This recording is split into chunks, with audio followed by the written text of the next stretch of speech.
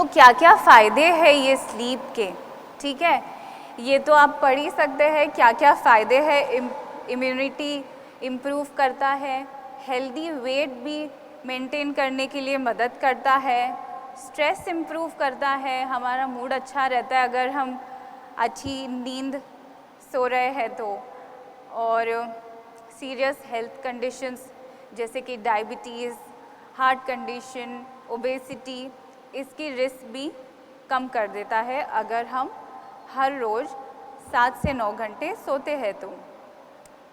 अगर हम अच्छे से सो रहे हैं, प्रॉपर गुड स्लीप हमारी है तो हम फोकस बेटर कर सकते हैं, हमारी अटेंशन इम्प्रूव होती है ना। और जाहिर सी बात है अगर हम फोकस अच्छे से कर सकते हैं, हमारी अटेंशन अच्छी है तो हम परफॉर्म भी अच्छे कर सकते हैं, है ना। हमारे डिसीजंस भी हम क्लियरली ले सकते हैं, एनर्जी बढ़ जाती है, एफिशिएंसी बढ़ जाती है, हमारे वर्क प्लेस में या फिर इंटरपर्सनल रिलेशनशिप भी इम्प्रूव होते हैं if we are having a good sleep. अब इफ़ेक्ट क्या होता है अगर हम अच्छे से नहीं सो पाते, ठीक है। तो बहुत सारे एरियाज़ हमारे लाइफ के अफेक्ट होते हैं लैक ऑफ स्लीप के वजह से। तो शॉर्ट टर्म इफ़ेक्ट है जैसे कि जजमेंट में फ़र्क आता है, हमारा पूरा दिन, अगर हमारी नींद अच्छी नहीं होती तो पूरा दिन हमारा चिड़चिड़ापन रहता है, इरिटेबिलिटी रहती है, फ्लक्चुएशन होता है, कुछ काम करने की इच्छा नहीं होती है ना, पूरा दिन ऐसे डल और ड्राउजी रह जाता है। तो उसके वजह से हम कुछ जो नए एक्सपीरियंसेस आ रहे हैं हमारे लाइफ में तो वो लर्न नहीं कर पाते, उसके बारे में क्लियरली थिंक नहीं कर पाते, कंसंट्रेशन अफेक्ट करता है ना। और रिएक्शन टाइम, स्टडीज़ शो करती है कि कोई एक चीज़ के लिए रिएक्शन टाइम यूजुअली रहता है फ्यू सेकेंड्स, बट अगर हमारी स्लीप प्रॉपर नहीं है तो it can go up to more than 30 seconds to 1 minute. So ऐसे टाइम देखा जाए तो it's not very much, but friction of second to 1 minutes is a huge gap, है ना। ये तो हो गए short term effects of sleep. Long term क्या क्या रहते हैं, तो जैसे सीरियस हेल्थ कंडीशंस है, जैसे ओबेसिटी हो गया, डायबिटीज़ हो गया, हार्ट कंडीशन है, डिप्रेशन है, वो भी होने के चांसेस बढ़ जाते हैं अगर आपकी नींद अच्छे से नहीं हो रही है तो, ठीक है। अब कॉजेज़ क्या क्या हो सकते हैं कि मेरी नींद, मैं तो चाहती हूँ कि मेरी नींद अच्छी हो, बट क्या रीज़न है जिसके वजह से मुझे नींद नहीं आती, या फिर ज़्यादा नींद आती है, या फिर अगर एक बार उठ गए तो उठ गए, फिर वापस सोने के लिए बहुत ज़्यादा टाइम लगता है या तकलीफ़ होती है या सो ही नहीं पाते एक बार उठ गए तो, ठीक है। So one very important reason can be stress, है ना। आप सभी लोग जानते हैं कि कितनी स्ट्रेसफुल लाइफ हो गई है, तो पूरा रात में जब भी हम ट्राई करते हैं रिलैक्स होने का तो सारी स्ट्रेसफुल इवेंट के बारे में सोचते रहते तो ब्रेन एक्टिव हो जाता है। तो जो हमारा रेस्टिंग टाइम है तभी हमारा ब्रेन रेडी नहीं रहता सोने के लिए, that's why we may take longer to fall asleep, है ना। ट्रैवलिंग और वर्क शेड्यूल, समझिए कोई शिफ्ट्स में काम कर रहे हैं, आज मॉर्निंग है, कल नाइट है, फिर इवनिंग है, तो पूरा हमारा स्लीप साइकिल डिसरप्ट हो जाता है। तो हम ट्राई करते हैं कि फिक्स शेड्यूल बनाने के लिए स्लीप वेक का, क्योंकि हमारे बॉडी का एक रिदम होता है, जब भी सूरज उगता है तो हम जाग जाते हैं और सूरज ढलने के साथ साथ हम रेस्ट करते हैं। तो वर्क के वजह से दैट में अफेक्ट, है ना। Now this is very important, excessive screen time. सो गए हैं, बेड पे लेटे हैं, बट फ़ोन देख रहे हैं, तो कैसे नींद आएगी। वापस हम स्टिमुलस दे रहे हैं हमारे ब्रेन को कि जग जाओ, हम कुछ ना कुछ देख रहे हैं, लाइट आ रही है तो हमारा ब्रेन एक्टिव हो जाता है। तो instead of falling asleep we are awake, और ये हमको पता भी नहीं चल रहा कि हम क्यों जगे। हमको तो लगता है कि फ़ोन देखते देखते बोर हो जाएंगे फिर सो जाएंगे, बट जो लाइट आती है स्क्रीन से उससे हमारा ब्रेन एक्टिव हो जाता है और चार्ज हो जाता है, और वो और ज़्यादा टाइम लेता है सोने के लिए, ठीक है। Poor sleeping habits can be a reason कि दिन में कभी भी सो जाओ या फिर रात में कोई टाइम नहीं है सोने का, एक दिन जल्दी सोए दूसरे दिन नहीं सोए, है ना, तो उसके वजह से भी तकलीफ़ हो सकती है। So eating large and heavy meals in the evening और एट नाइट, बहुत सारे लोग बोलते हैं कि लेट नाइट क्रेविंग्स होती है या फिर कुछ खा लेते हैं क्योंकि नींद नहीं आती, मगर वो ऐसा रहता है कि हम खा रहे हैं इसलिए नींद नहीं आ रही है, क्योंकि हमने खाना तो खा लिया, हैवी मील या फिर स्नैक्स खा लिया, बट हमारा बॉडी प्रोसेस कर रहा है वो खाना, तो जब भी बॉडी एक्टिवली खाना प्रोसेस कर रहा है, डाइजेस्ट कर रहा है, तो वो रेस्ट कैसे कर पाएगा, है ना। So that's why it's very important कि हम अवॉइड करें लेट नाइट स्नैकिंग हो गया या फिर शाम के हम खाना थोड़ा लाइट ही करें।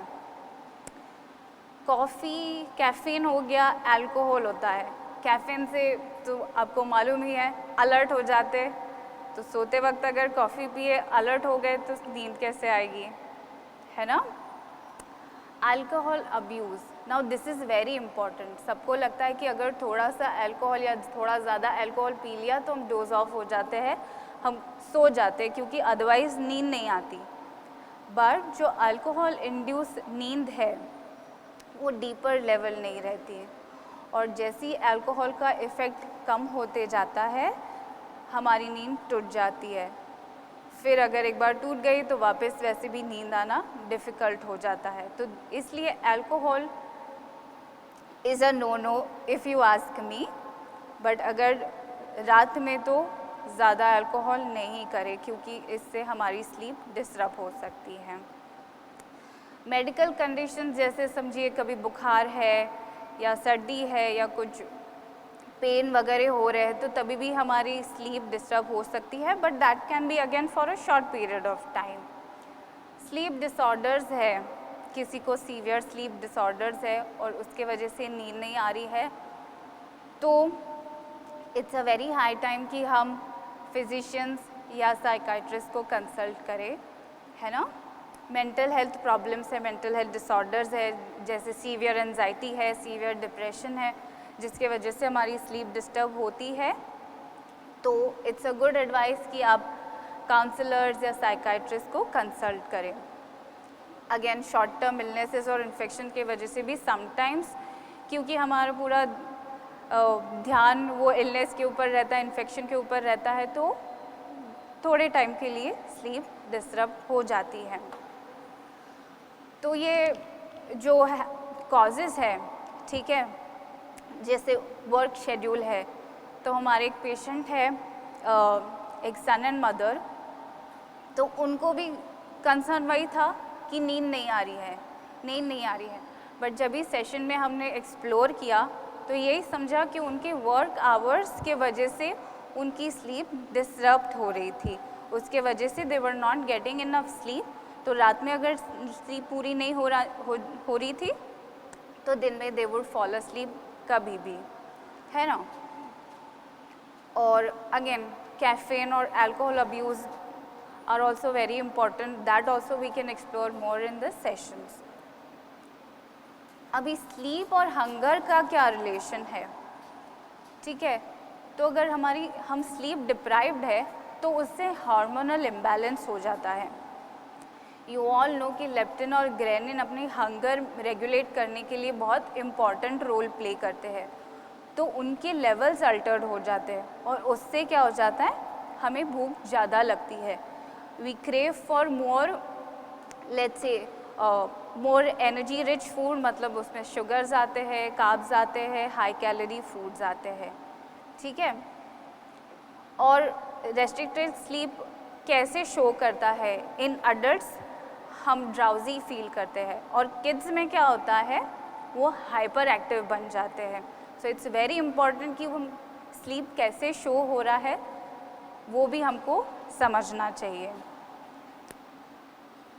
और अनदर थिंग कि जब भी हम स्लीप डिप्राइव रहते हैं तो हमारी बॉडी और हमारा माइंड उसको एज एन इमरजेंसी परसीव करता है, क्योंकि हम स्लीप डिप्राइव तभी रहते थे, जब भी केवमैन की बात करी हूँ, तभी रहते थे जब भी कोई नेचुरल डिज़ास्टर आता था या कुछ हाई इमरजेंसी सिचुएशंस रहती थी।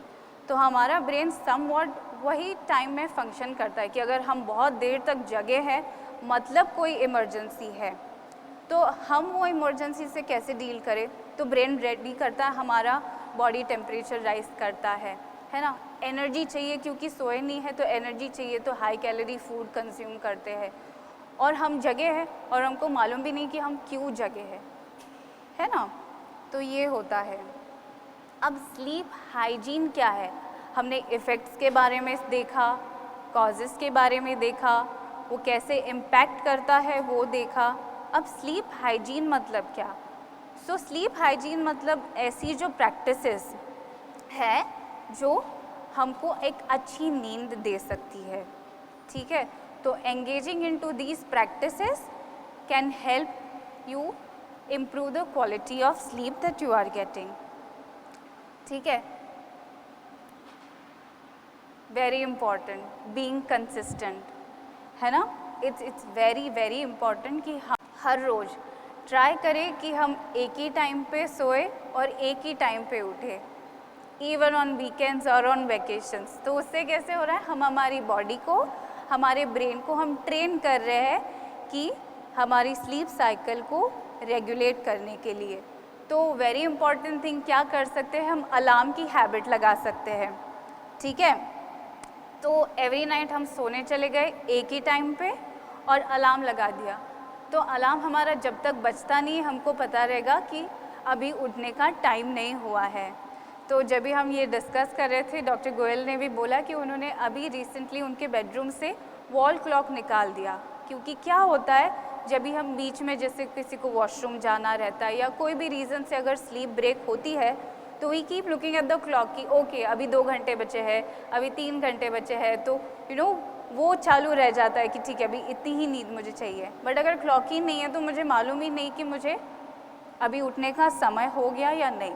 तो वो हेल्प करता है हमको वापस सोने के लिए, ठीक है। बेडरूम को कैसे डिज़ाइन करें, ठीक है। तो बेडरूम हमारा क्वाइट होना चाहिए, एक तो डार्क होना चाहिए और कूल होना चाहिए, ठीक है।